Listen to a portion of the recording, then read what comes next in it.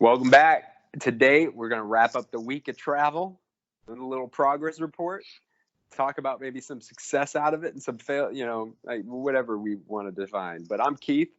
I'm Rodney, and this is the Daily Chronicle, where we document our successes and our failures and the things that we're doing for our daughters, for ourselves, to build a community.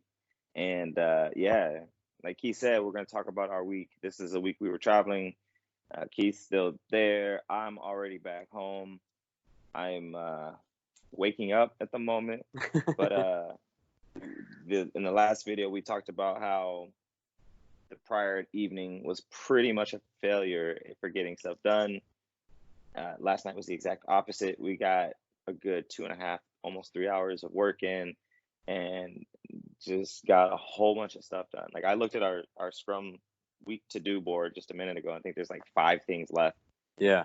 We knocked a lot off last night. And I really think it goes back to, I mean, this is the struggle at times, like as you go through the week thinking, oh, I'm way behind, I'm not doing things. But when we set out the week, as many assigned points, so we associate points to each task, and then we tabulate out how many tasks and how many total points and determine what we can accomplish. Mm-hmm. When we set out those tasks, we actually put in things that we knew would be achievable, like recording shticks, right? We recorded 10 shticks for the podcast. We recorded 10, and it took us half hour. It's one of those things that if you don't, I'm gonna throw a shameless plug in. If you don't know what a shtick is, go to moreincommon.pod.com and just listen to one of our episodes. It's the first thing that comes up. So that's it. If you're like, I don't have an hour and 9 minutes, that's okay. You can come back to it, but just listen to the first minute and a half. That's a shtick. Yeah, that's a shtick. So we knew going into this week, we wouldn't be able to record something longer, but we would be able to get in shticks, and we got a bunch in. There were some other things that we thought maybe would take a little bit longer than they actually did. But I think part of that just comes down to, we knew, I wouldn't say we were behind, but we had opportunity and we just focused and we managed it. Like while Rodney was on his way to the airport, we worked some things out and we just kind of laser focused on what we knew we could accomplish. And I didn't expect it, but it worked out and ended up being a far more productive week than. And I will tell you, it really speaks to the value of in-person interaction, right? Like, I'm a big advocate for working at home because I have been for almost a decade now.